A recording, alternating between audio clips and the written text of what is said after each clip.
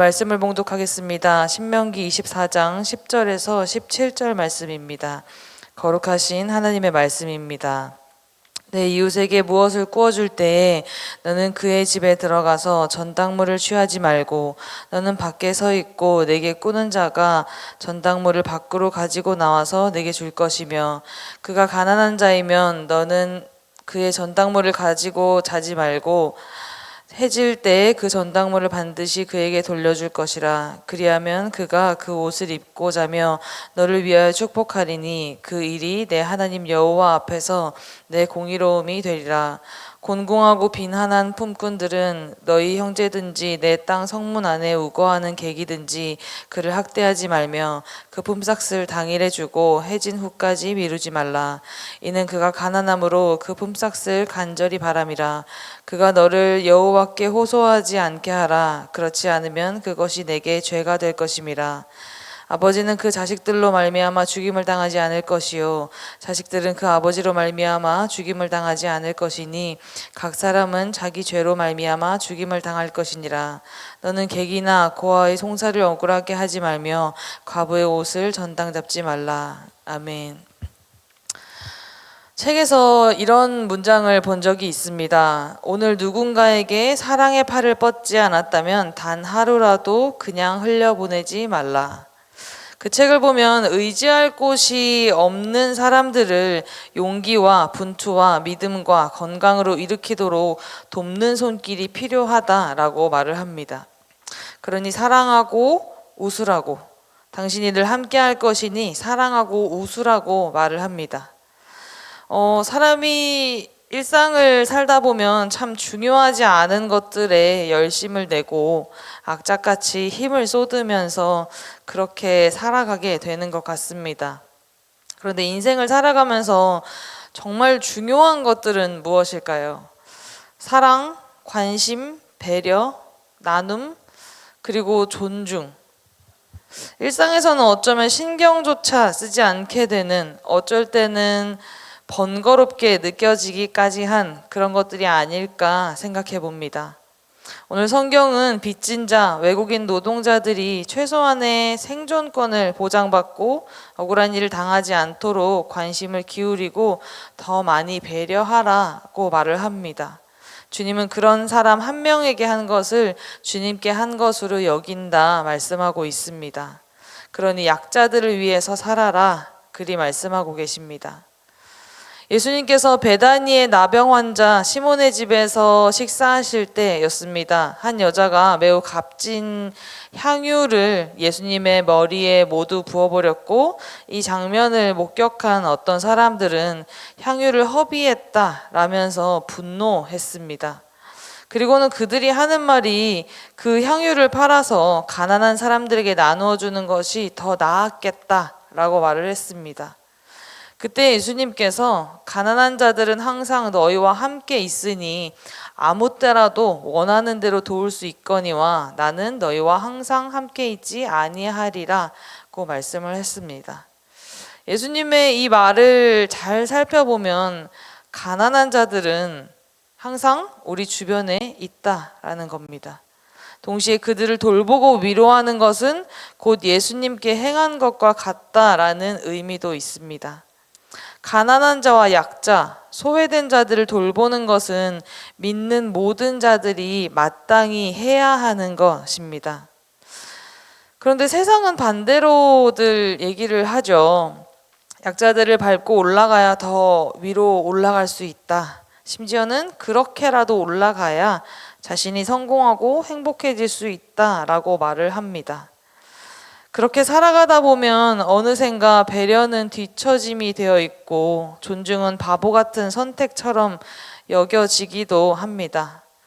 그런데 성경은 말하고 있습니다. 약한 자들을 업신여기지 말고 주님께 받은 은혜를 대신 갚을 기회로 귀히 여기라고 말하고 있습니다. 어쩌면 잊고 있었을지도 모르겠습니다. 이스라엘 백성 자신들도 과거에는 애굽에서 노예로 고통받는 처지였다라는 사실입니다. 그러나 하나님께서는 그들을 분명 구원해 내셨고요. 가나안 땅의 축복을 누리게 하셨습니다. 약자라 불려지는 그들은 바로 지난날에 자신들과 같은 처지에 놓여 있는 이웃이었습니다. 그들에게 관심과 도움의 손길을 베푸는 것은 곧 하나님께서 베푸신 은혜에 감사하는 것과 같습니다. 결국 우리가 누렸던 하나님의 사랑을 기억하면서 감사의 마음으로 약자들을 섬기는 것이 중요하다라는 겁니다. 그렇다면 항상 우리 주변에 있다라고 말씀하시는 내 주변의 약자들은 과연 누구일까요? 우리는 소외된 자들이 누구인지 관심이라도 가져본 적은 있는 걸까요? 저는 소위 강남 8학군이라고 하는 동네에서 학창 시절을 보내왔습니다. 이렇게만 들으면 세상 부자들이 사는 동네에서 살았구나 라고 생각이 드실 겁니다. 그런데 그 강남 8학군이라고 불려지는 곳에서 같은 반에 어떤 친구는 슈퍼카라고들 하는 외제차를 타고 하교를 하기도 하고, 또 어떤 친구는 걷고 걸어서 깊숙하고 외진 곳에 있는 판자촌이라고 하는 곳으로 하교를 합니다. 세상의 양극단이 공존하는 그런 곳에 여전히 우리 주변에도 존재합니다.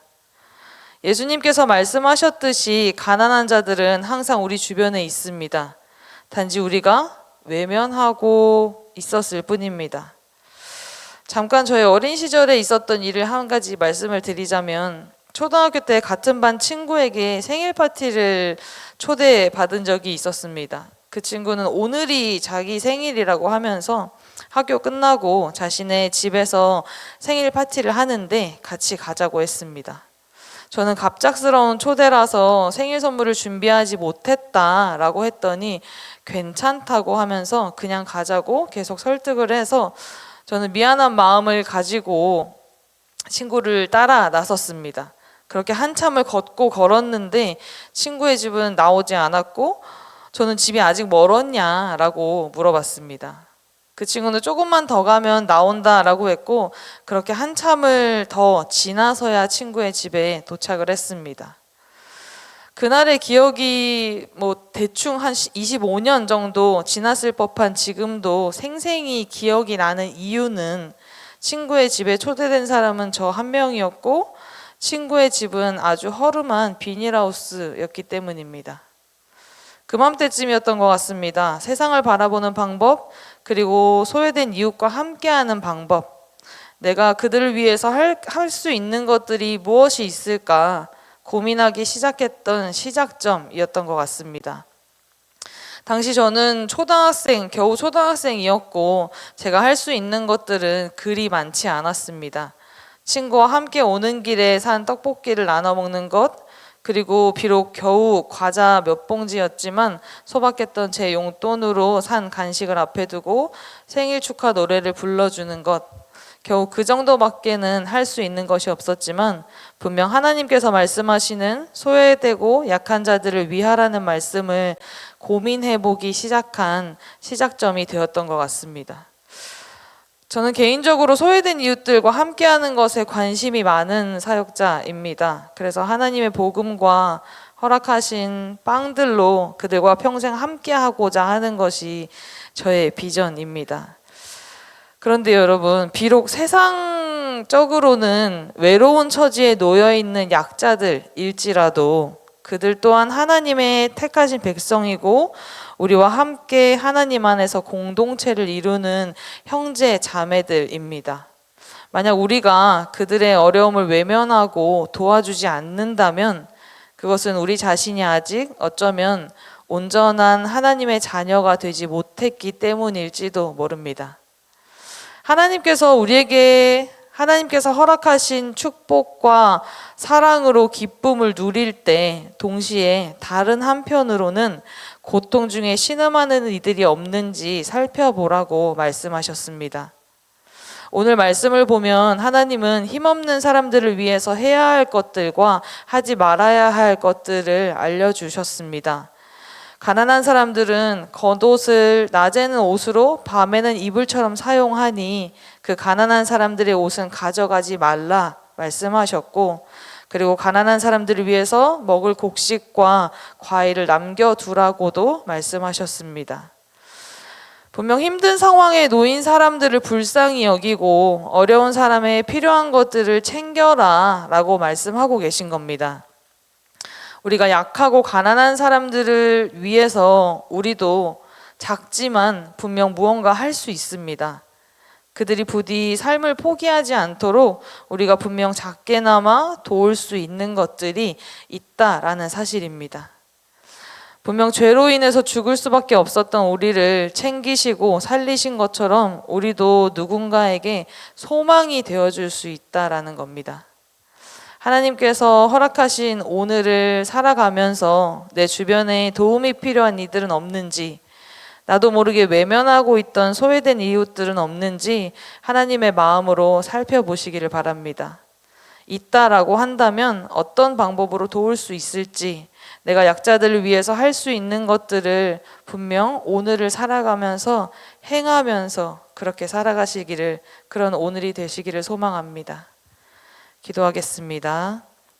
사랑해 주님 감사합니다. 이웃을 배려하고 돕는 일이 그리스도인의 본분임을 잊지 않게 하여 주시옵소서. 주님께 받은 은혜를 생각하며 기쁜 마음으로 약자들을 위하고 그들의 몫을 남길 줄 아는 넉넉함을 우리에게 허락하여 주시옵소서. 주님께서 허락하신 오늘을 살아갈 때에 하나님께서 허락하신 축복과 사랑을 기쁨으로 누릴 줄도 알고, 동시에 또 다른 한편으로는 외로운 이들이 없는지 살펴볼 줄 아는 그런 마음을 허락하여 주시옵소서. 하나님, 죄로 인해 죽을 수밖에 없었던 우리를 살리신 주님을 기억하길 원합니다. 우리도 누군가에게 소망이 되어줄 수 있는 오늘을 살기 원합니다. 오늘 하루를 그렇게 주님 잊지 않고 살아가게 하여 주시옵소서. 이 모든 말씀 우리 주 예수 그리스도의 이름으로 기도드립니다. 아멘. 이 시간 다음과 같은 기도의 제목으로 기도드리겠습니다. 지금 들은 말씀이 내 삶으로 이어지게 하옵소서. 동네 세메줄 성경 말씀 묵상과 7인 소그룹 모임을 통해 풍성한 은혜를 경험하는 말씀 삶 공동체가 되게 하옵소서. 다바르 학교와 동원 클럽을 통해 기쁨과 사랑을 나누는 행복한 공동체가 되게 하옵소서. 우리 교회 다음 세대가 말씀 위에 굳게 서게 하시고 세상의 소금과 빛이 되는 믿음의 자녀로 성장케 하옵소서. 육체의 질병과 마음의 고통 중에 있는 이들을 위로해 주시고 친히 찾아가 치료해 주시고 회복함을 허락하여 주옵소서. 개인의 기도 제목과 공동의 기도 제목으로 다 같이 기도하시다가 삶의 자리로 나아가겠습니다.